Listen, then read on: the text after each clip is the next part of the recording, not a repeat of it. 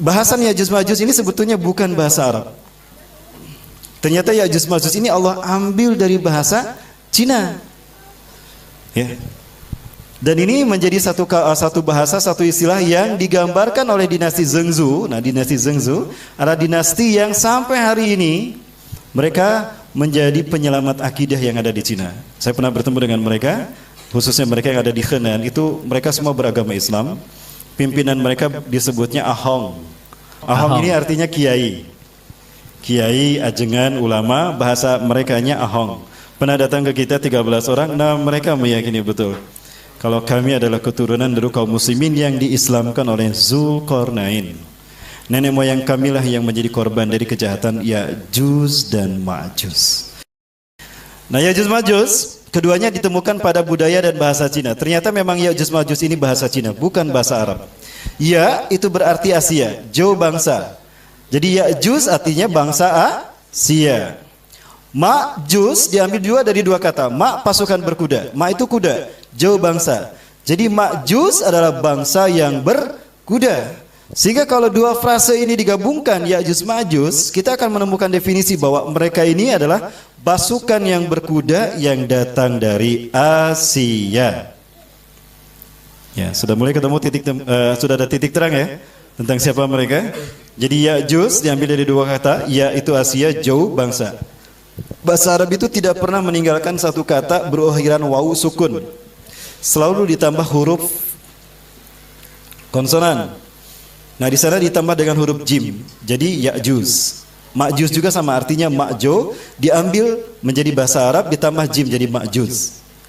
Oke, sekalian. Nah, sehingga dari kata Ya'juj Ma'juj ini kita bisa menemukan satu definisi bahwa mereka adalah pasukan berkuda, bangsa berkuda yang berasal dari Asia. Nah, permasalahannya siapa mereka? Kita lihat ternyata ini berasal dari keturunan anak Nabi Nuh alaihissalam. Nah, Nabi Nuh kita tahu punya 4 anak laki-laki. Yang pertama bernama Yafis, kedua bernama Syam, ketiga bernama Ham, dan yang keempat bernama Kan'an. Nah, kita tahu Nabi Nuh berdakwah selama 120 tahun dan hanya sedikit yang beriman. Nabi Nuh dakwah sejak beliau berusia 480 tahun. Beliau diutus menjadi Nabi dan Rasul di 480 tahun. Dakwah 120 tahun itu hanya sedikit yang beriman. Bahkan anaknya sendiri Kan'an tidak beriman. Maka Allah hukum mereka di usia Nabi Nuh 600 tahun. Itu terjadi tahun 3050 sebelum Masehi. Ya, 3050 sebelum Masehi itu banjirnya perkiraannya. Nah, ketika banjir selesai, terdamparlah di Turki Utara. 3 anak yang beriman, mereka mengembara ke tempat yang berbeda. Yafis, klik lagi kan. Nah, Yafis mengembara ke arah utara, maka melahirkanlah bangsa Eropa sekarang. Lahir Yafis di sini dan juga ke sini. Nah, ada yang menyebutkan Yafis inilah yang menjadi nenek moyang dari Ya'juj Ma'juj tadi. Yafis punya anak bernama klik sebelumnya.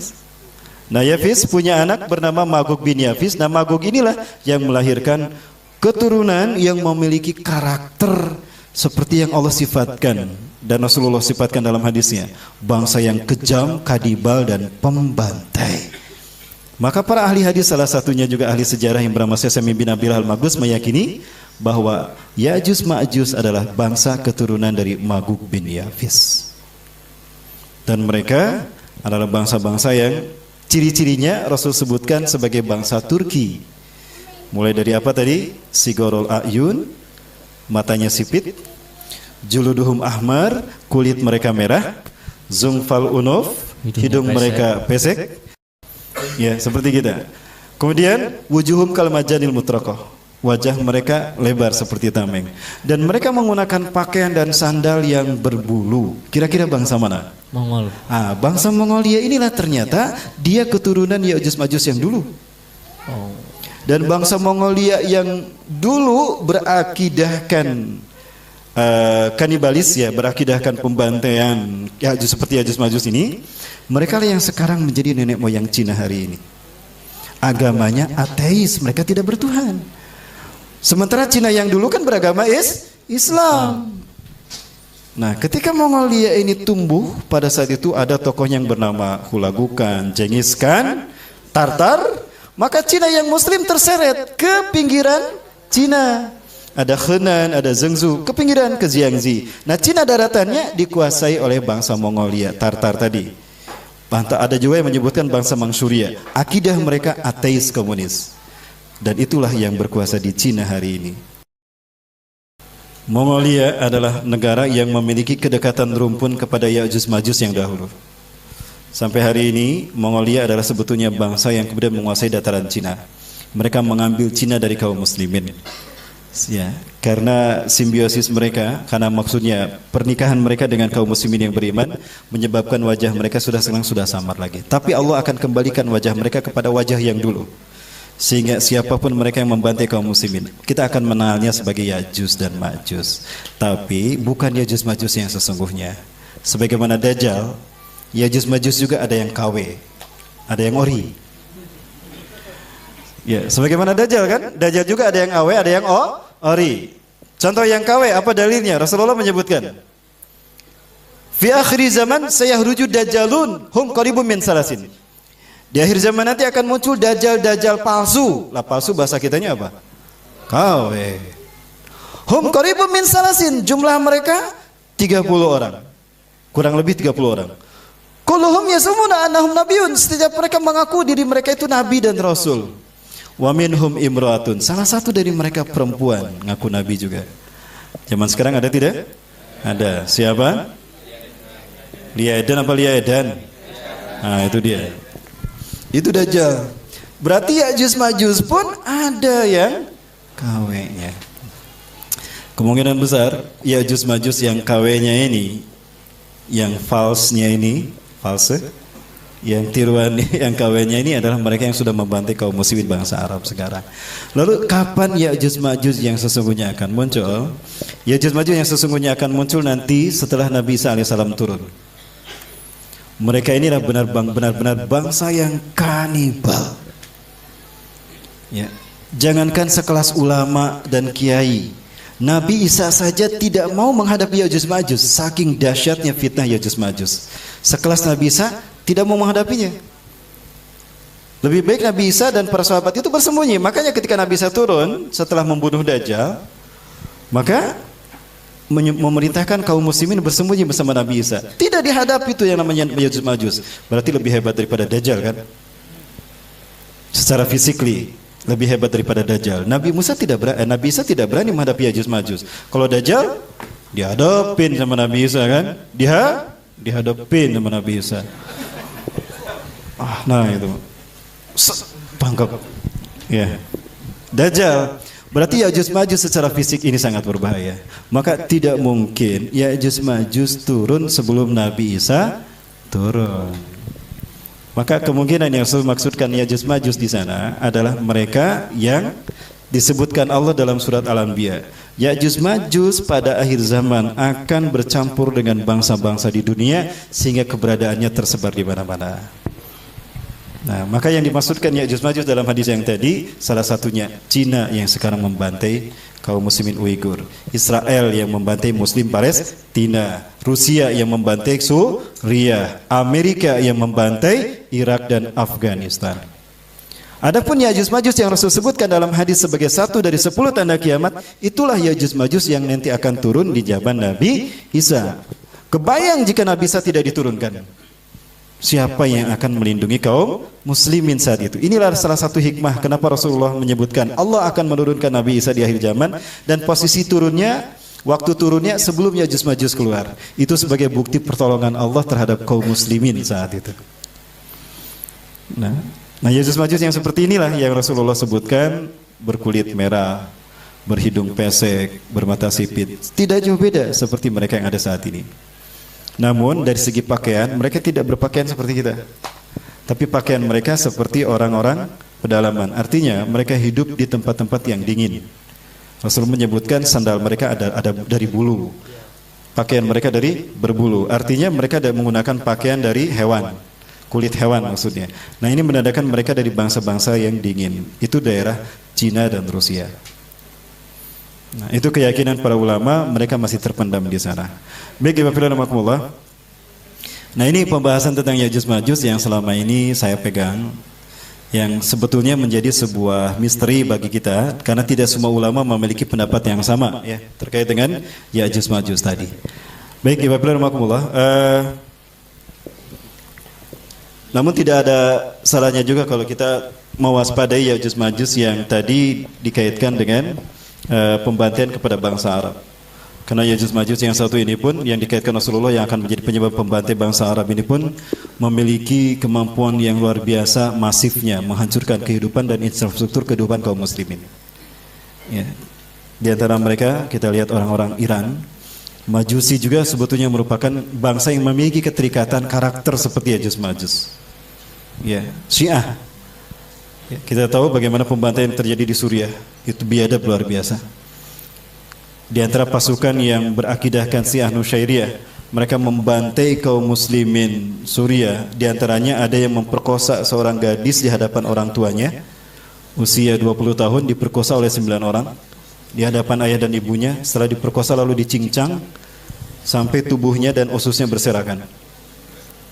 Inilah jahatnya mereka. Nah, ada ulama menyebutkan mereka melakukan apa yang dulu dilakukan Ya'juj Ma'juj. Maka kemungkinan Rasulullah juga memaknakan Ya'juj Ma'juj itu kepada mereka yang melakukan pembantaian pada muslim seperti yang sekarang ini. Itu ada para ahli hadis yang mengatakan demikian. Nah, ya wabillahi adapun Ya'juj Ma'juj yang sesungguhnya umat Islam tidak kuat menghadapinya. Ya, maka Rasulullah Nabi Isa memberitakan, bersembunyilah kalian.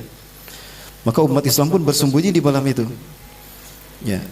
Maka mereka yang berada di luar kekuasaan Nabi Isa itulah yang dimangsa hidup-hidup oleh Ya'juj Ma'juj.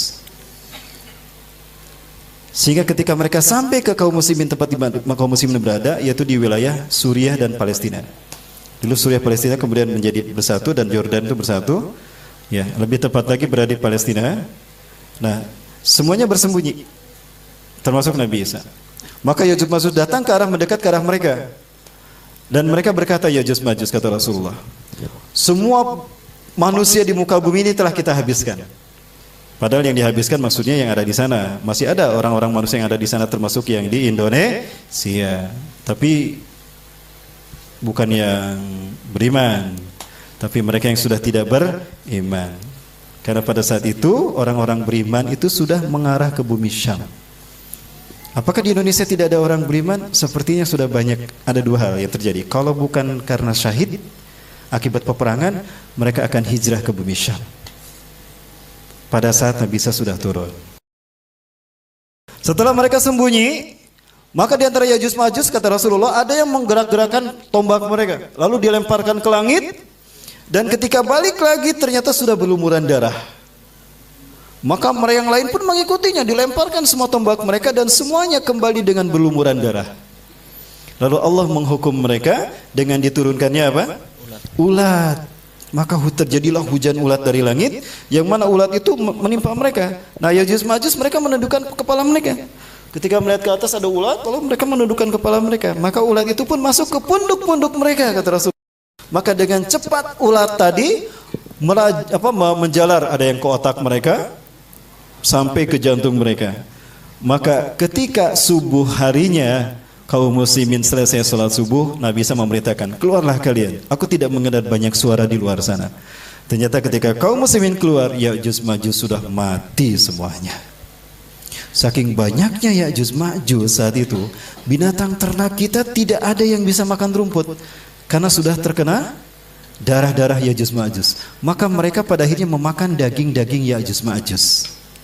Namun Allah memberikan berkah bagi manusia akhir zaman di zaman Nabi Isa. Ini berkahnya kedatangan Nabi Isa alaihissalam. Ternyata ternak-ternak yang memakan daging Ya'juj Ma'juj itu menjadi susunya menjadi banyak, daging mereka menjadi bagus-bagus, tebal-tebal. Maka makmurlah kaum muslimin. Itulah masa kritis terakhir yang dialami kaum muslimin di muka bumi. Setelah itu kaum muslimin akan beramai-ramai salat di Masjidil Aqsa. Nabi Isa mengusap wajah mereka, satu persatu wajah mereka diusap. Anta min ahlil jannah, inama kanaka fil jannah. Kamu dari ahli surga, tempat kamu di surga. Rasulullah mengatakan, itulah sebaik-baik manusia di muka bumi. Mudah-mudahan mereka yang diusap oleh Nabi Isa adalah termasuk kita. Amin. Amin. Baik, Ibu Rahmatullah. Nah, kemudian Itulah momen di mana umat Islam kemudian memasuki fase khilafah ala minhajin nubuwah yang damai, adil dan makmur. Kemudian Nabi bisa menikah dengan gadis Arab dan punya anak, 3 anak laki-laki. Setelah Nabi Isa punya 3 anak laki-laki, Imam Mahdi meninggal dunia, dimakamkan di Syam, disolatkan, imamnya adalah Nabi Isa alaihissalam. Ya. Setelah itu kemudian ada pembayatan Al-Qahtani sebagai khalifah di muka bumi yang berikutnya. Jadi Imam Mahdi bukan khalifah yang terakhir, tapi khalifah yang memimpin umat Islam menguasai dunia. Nah, setelah Imam Mahdi wafat, kemudian Nabi Isa wafat juga, disolatkan di Masjid Nabawi.